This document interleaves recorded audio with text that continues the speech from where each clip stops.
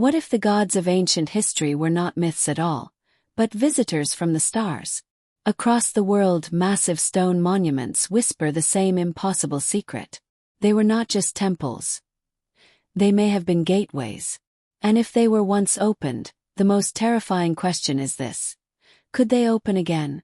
In the remote corners of the ancient world, where deserts stretch endlessly and mountains touch the sky, there are places that feel different the moment you stand there. The air feels heavier. The silence feels alert, as if it's listening. Long before satellites and supercomputers, before steel cranes and electric power, human hands raised massive stones into perfect balance with the stars above. Not randomly, not symbolically, precisely, purposefully. And for centuries, humanity has asked the same quiet question in many different languages. How did they do this, and why? Imagine standing before the Great Pyramid of Giza just before dawn. The sky is still dark, Orion's belt glowing faintly overhead. As the sun rises, its light strikes the limestone blocks at an angle so exact that modern engineers still struggle to explain it. This was not guesswork. This was knowledge. Knowledge that ancient Egyptians claimed was given to them by gods who came from the sky. They called them the Neteru, beings of light, wisdom, and power. According to the priests, these beings did not merely teach rituals or morality. They taught architecture, astronomy, and the secrets of energy itself. Now imagine this same story echoing across the world. In ancient Sumer, clay tablets speak of the Anunnaki, gods who descended from the heavens to earth. They were not born here. They arrived. They ruled. They altered humanity's destiny. The tablets describe machines that flew, weapons that burned brighter than fire, and gates that connected the heavens to the earth. These texts were not written as myths or poetry.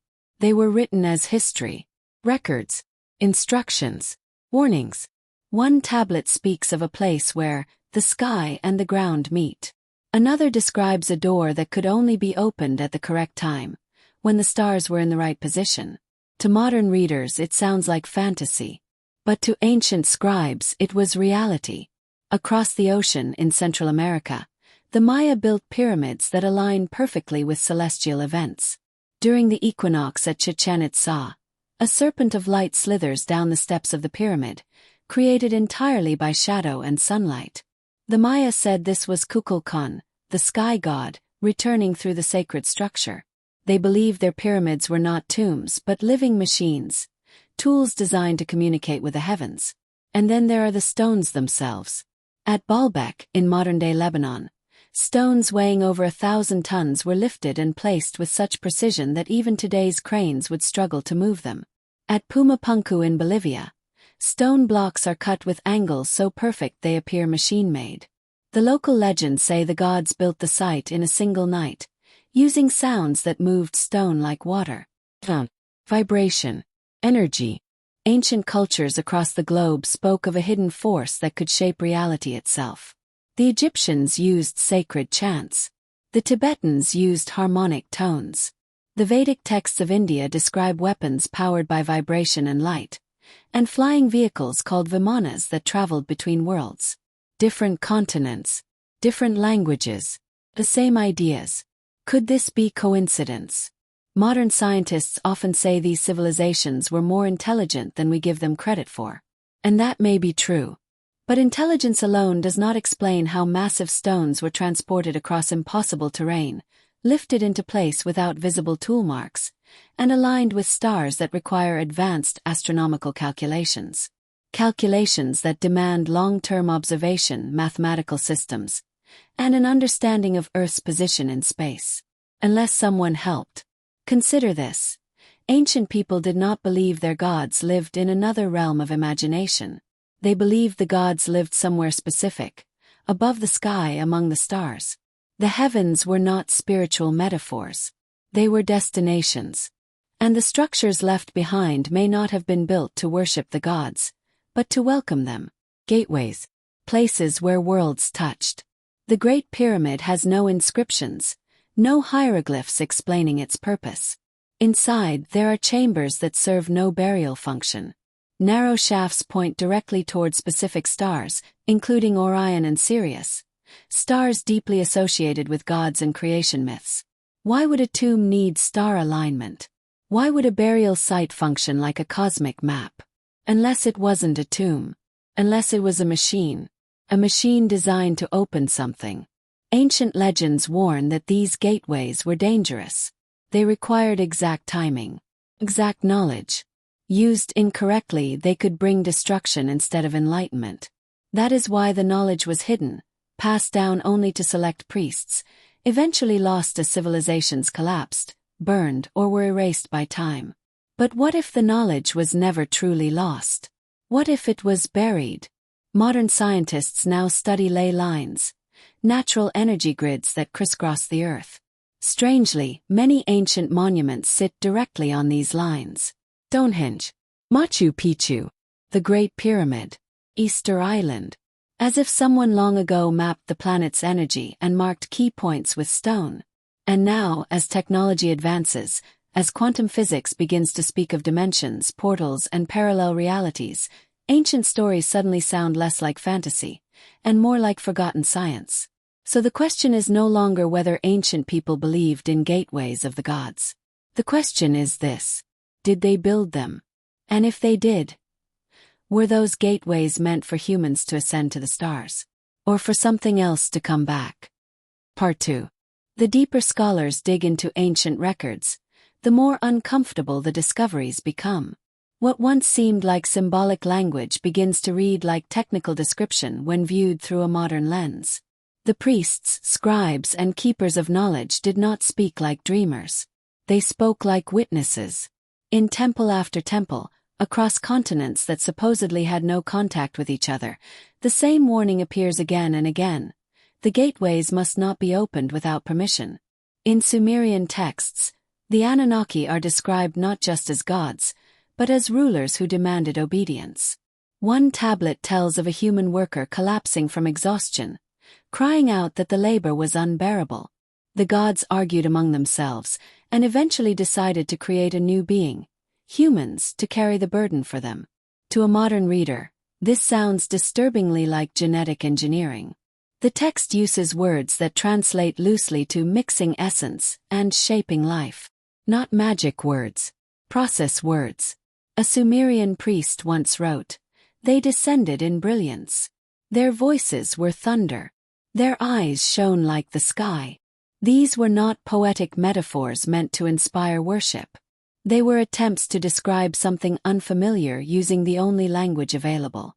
How would an ancient human describe a being wearing a reflective suit, descending in a craft that roared like thunder? How would they describe advanced technology without words for metal alloys, engines, or light propulsion? They would call them gods. Across the world in ancient Egypt, the pharaohs claimed direct lineage from the gods, not spiritual connection. Blood connection. Pharaohs were called sons of Ra, not servants. Their authority came from the sky, not the land. When a pharaoh died, he did not simply pass away. He returned to the stars. The pyramid texts speak of ladders, stairways, and doors opening in the heavens. One passage describes the king ascending through a gate of light, guided by beings who knew the path. Why would death require navigation instructions? Why would the afterlife need directions? In South America, the Inca spoke of Viracocha, a bearded god who came from the sea and taught them stonework, agriculture, and law. He promised to return one day. Similar stories appear in Mesoamerica with Quetzalcoatl, a sky god who arrived, changed civilization, and left with a promise of coming back. These gods were not eternal. They arrived. They stayed. They departed. That detail matters. Because beings who come and go are not mythical. They are travelers. Then there are the forbidden texts, knowledge so dangerous it was hidden, banned, or destroyed. The Book of Enoch, removed from the Bible, describes watchers who descended from the heavens and shared forbidden knowledge with humanity. They taught humans astronomy, metallurgy, cosmetics, and weapon-making. According to the text, this knowledge corrupted the world and angered higher powers. The watchers were punished. The gates were closed. The story sounds familiar for a reason.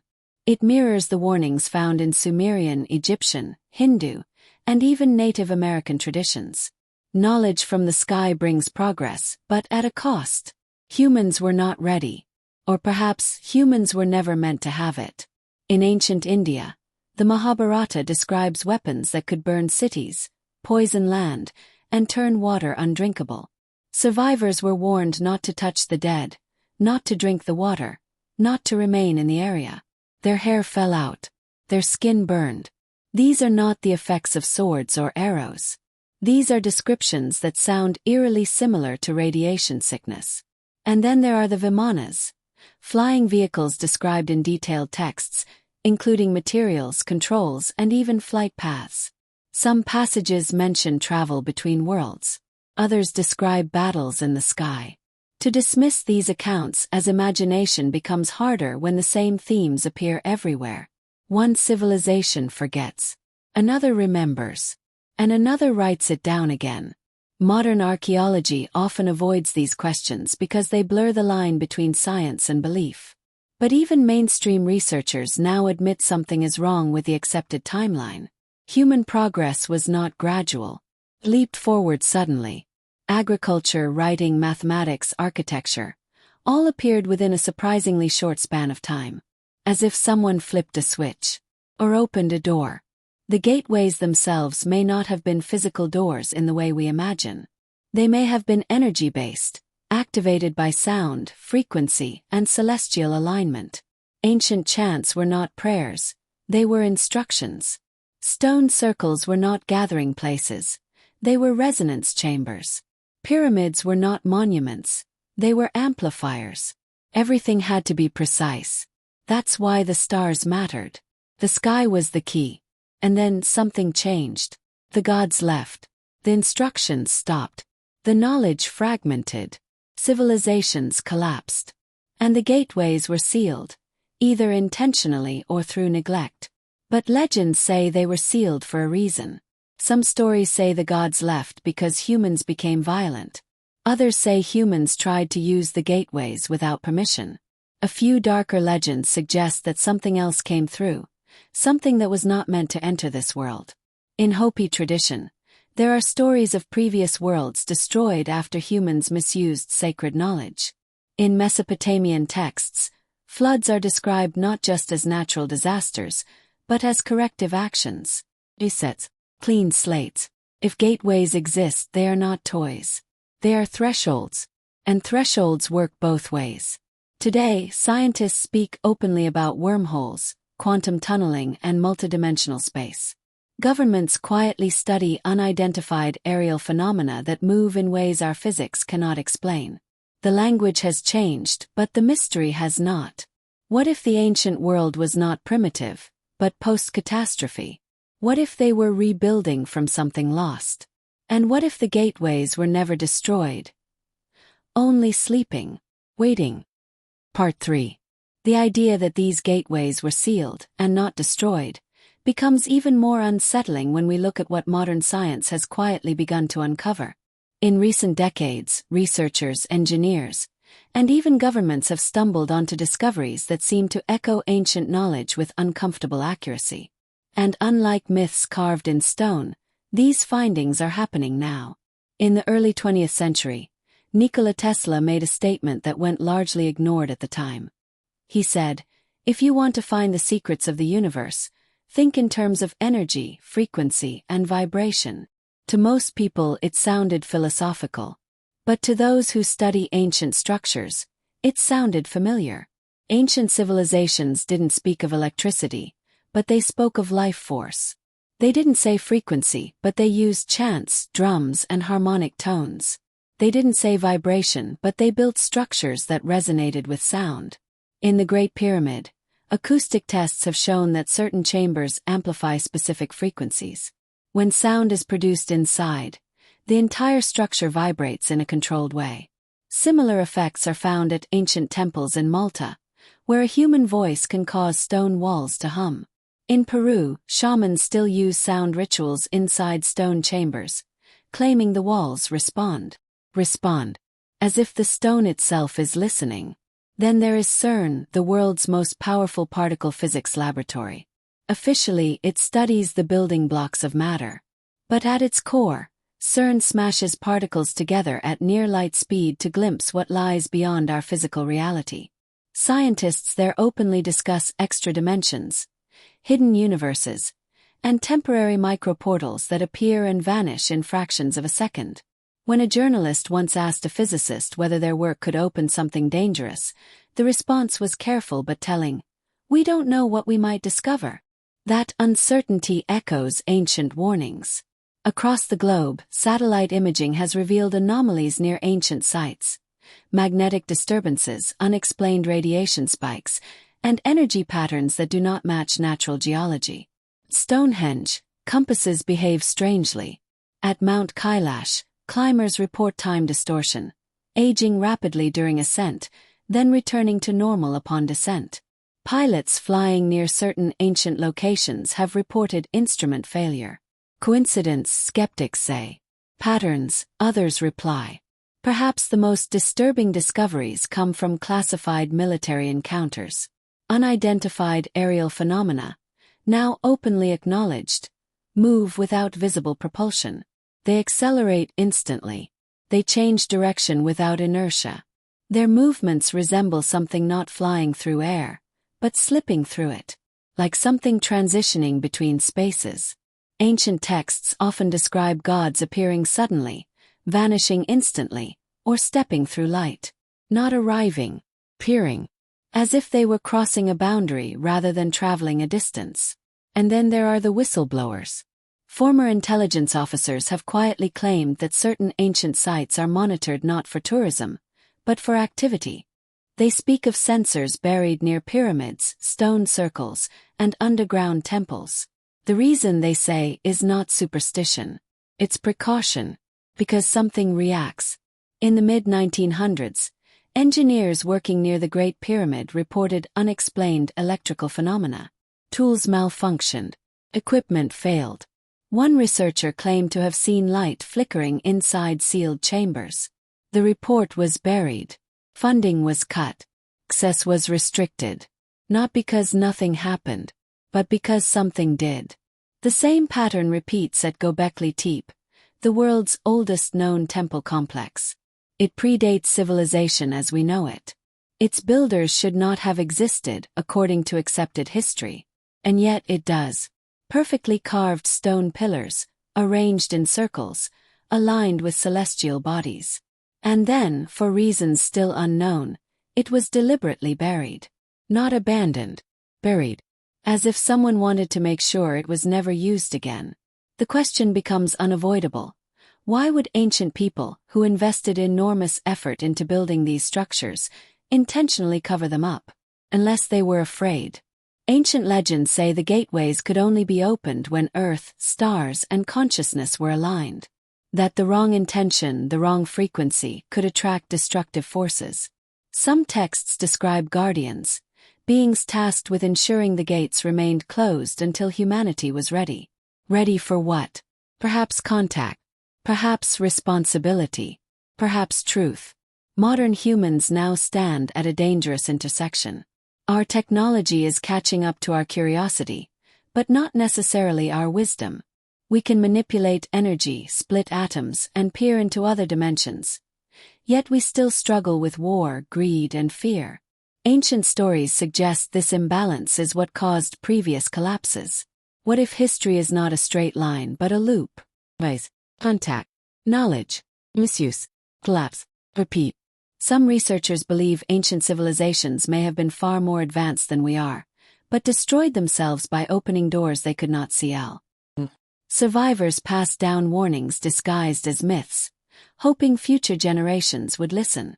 But myths fade, and curiosity grows. Today, private companies experiment with quantum communication. Governments fund research into space-time manipulation.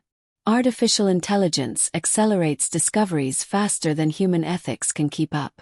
The same ingredients described in ancient cautionary tales are coming together once again. Energy, alignment, knowledge, intention. The gateways, if they exist, may not require stone keys anymore. They may require consciousness. And that is the most frightening possibility of all.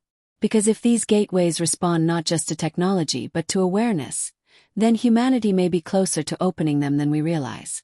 Not with rituals or chants, but with machines that mimic the same principles ancient builders once mastered. And if something does come through, it may not arrive as a god. It may arrive as something that remembers us. Part 4. Ancient civilizations did not fear the gateways themselves. They feared what happened when the wrong beings used them. This is the part of the story that was never carved on monuments or proudly displayed in temples. It was whispered. Hidden inside legends meant to sound symbolic, so only those who truly listened would understand. In Sumerian records, there is a lesser-known group mentioned alongside the Anunnaki. They are not described as gods, nor as creators. They are described as watchers of chaos. Beings that followed the gods, drawn to gateways like shadows follow light. The tablets do not name them clearly, but they describe their presence as a sickness of the land. Crops failed, minds darkened, violence increased. The text says, "When the sky doors opened wrongly, the earth cried out." This idea appears again in Egyptian lore. Beneath the story of the Duat, the underworld, there is a warning about entities that exist between worlds. The Egyptians believed the soul traveled through gates guarded by beings who tested intention, not strength. A soul filled with fear or corruption could attract devourers, creatures that fed on imbalance. These were not demons in a religious sense. They were consequences. The same fear echoes in ancient India. The Vedas speak of asuras, beings from another realm who opposed the devas. Not evil in the modern sense, but driven by domination rather than balance. Battles between them were said to shake the heavens and scorch the earth. When these wars ended, the texts say the gates between worlds were closed to prevent further destruction. What's unsettling is how often these stories describe the same outcome. Opening the gates brings knowledge. Keeping them open brings chaos. In Mesoamerican tradition, there is a forgotten passage that speaks of the night visitors. They came not with light, but with silence. People forgot who they were. Leaders became cruel. Families turned against each other. The gods departed, and the world fell into darkness. The survivors sealed sacred sites and swore never to call the sky beings again. Even in African oral histories, there are stories of star people who once taught humanity, but were followed by others who fed on fear. Elders describe them as beings who wore faces but had no souls. After their arrival, tribes scattered, languages fractured, and memory itself became unreliable. What if these are not separate myths? What if they are fragmented memories of the same event? A time when the gateways were opened too wide. Modern psychologists talk about collective trauma, events so overwhelming that societies suppress them, reshaping them into stories and symbols. If humanity once encountered something beyond its comprehension, something that did not come as a teacher but as a predator, would that memory survive as fact? Or as myth? Some of the darkest legends suggest the gods did not leave willingly. They were forced to, either by higher powers' internal conflict, or the realization that humanity was becoming a liability. One Sumerian fragment speaks of a final decree, after which the sky paths were locked and the gods scattered. Humans were left behind, confused, with fragments of knowledge they no longer understood. And then came the silence. No more instructions. No more arrivals. Only ruins. The silence itself may have been intentional. Ancient texts warn against calling out blindly into the cosmos. "Do not shout into the dark," one translation reads, "for something will answer." That warning feels uncomfortably modern. Today, humanity broadcasts signals into space, announcing our presence. We search aggressively for extraterrestrial life, assuming that anything advanced enough to hear us must also be benevolent. Ancient civilizations did not share this optimism. They believed the universe was crowded, not empty, and not everything that listens is friendly. Some modern researchers believe the gateways were not just physical or energetic structures, but filters. They regulated who could pass through based on resonance, frequency of thought, intention, and emotional state.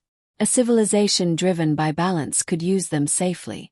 A civilization driven by fear and dominance could not. If that's true, then the ancient decision to seal the gateways was not superstition. It was survival. Now consider our present world. Constant conflict, environmental collapse, digital echo chambers amplifying fear, technology advancing faster than ethics. If ancient warnings are accurate, this is not the condition under which gateways should be reopened. And yet we are trying. In secret labs and underground facilities, experiments push the boundaries of space and time. Language has changed, quantum foam, dark energy, space-time curvature, but the goal is the same. To reach beyond. To access what lies outside our dimension. What ancient people feared arriving through the gateways may not come as ships or beings of light. It may come as influence, distortion, a slow bending of thought. Ancient legends say the most dangerous entities did not conquer with weapons, but with whispers. They magnified existing fear until societies destroyed themselves. If that sounds familiar, it should. The final lesson hidden in ancient stories is not about aliens. It is about readiness. The gates were never meant to be opened by technology alone. They required maturity, unity, responsibility. When those were lost, the gates became traps instead of bridges. Perhaps that is why the monuments still stand. Silent, blind, waiting. Not for scientists, not for machines, but for a change in us. Because the most terrifying possibility is not that something might come through the gateways. It's that something already did. And humanity never realized it. Final part. The final truth hidden inside the legends of ancient civilizations is not about gods, aliens, or monsters from the stars. It is about choice. Every story, every warning carved into stone or whispered through generations, points to the same realization. The gateways were never just physical structures. They were mirrors. Ancient builders understood something modern humanity is only beginning to rediscover. That reality responds to consciousness. The pyramids, stone circles, temples, and buried chambers were tools designed to amplify intention. They did not create power. They focused it. Like a lens focusing sunlight into flame, these structures concentrated human awareness, emotion, and energy into something capable of reaching beyond the limits of the physical world. This is why ancient cultures placed such importance on ritual purity, discipline, and balance. The gateways did not open for everyone. They responded only when mind, body, and environment were aligned. When that alignment was lost, the same structures that once connected worlds became unstable, dangerous. This explains why the gods were once described as teachers and later remembered as destroyers. The change was not in them. It was in us. As human societies grew more divided, more fearful, and more hungry for power, the gateways began to reflect those qualities. Instead of opening paths to wisdom, they opened paths to distortion. Ancient texts say that when the balance tipped, the visitors changed. The sky beings no longer guided. They observed. Or they withdrew. Or worse, others took their place. This may be why so many advanced civilizations ended suddenly. The Maya abandoned their cities. The Indus Valley collapsed without signs of invasion. Göbekli Tepe was deliberately buried.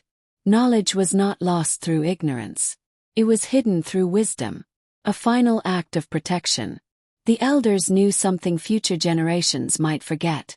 Not all progress is forward. Some doors are not meant to be opened twice. In our modern age, humanity stands at the same threshold, unaware that it has already stepped onto the path once before. We chase technology without understanding responsibility. We explore space without understanding ourselves. We ask the universe questions without considering whether we are ready for the answers. The ancient builders believed the universe listens. And it responds. If the gateways awaken again, they will not judge us by our machines or intelligence. They will respond to the dominant frequency of humanity as a whole. Fear attracts fear. Control attracts control. But unity, curiosity without dominance, And respect for balance attracts something else entirely. Perhaps the return of the gods, spoken of in legends, was never a physical invasion. Perhaps it was a test. A moment when humanity would face its own reflection amplified by the universe.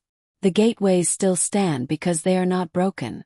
They are waiting for humanity to decide whether it seeks domination or understanding, whether it wants to conquer the unknown or learn from it, whether it is ready to meet whatever waits on the other side, not as children begging for answers, but as equals capable of responsibility.